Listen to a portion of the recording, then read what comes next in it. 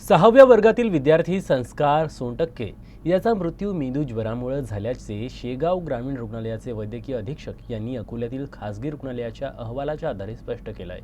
सुरुवातीला उष्माघातामुळे मृत्यू झाल्याचा प्राथमिक अंदाज वर्तवण्यात आला होता। आता तालुका आरोग्य अधिकारी डॉक्टर दीपाली बाहेकर यांनी अकोल्यातील खासगी रुग्णालयानं उपजिल्हा रुग्णालयाला दिलेल्या अहवालातून मृत्यूचं कारण मेंदूज्वर असल्याचं नमूद केलं आहे। या माहितीच्या आधारे रुग्णालय प्रशासनानं अधिक यंत्रणांना माहिती दिली असून मृत विद्यार्थ्याच्या घराच्या परिसरात विविध तपासण्या व उपाययोजना सुरू केल्या आहेत। सोनटक्के नावाचा रुग्ण ऑर्बिट हॉस्पिटल इथे ॲडमिट होता आणि त्याचे सर्व जे लक्षणं जे होते ते लक्षणं मेंदूज्वराशी निगडीत होते।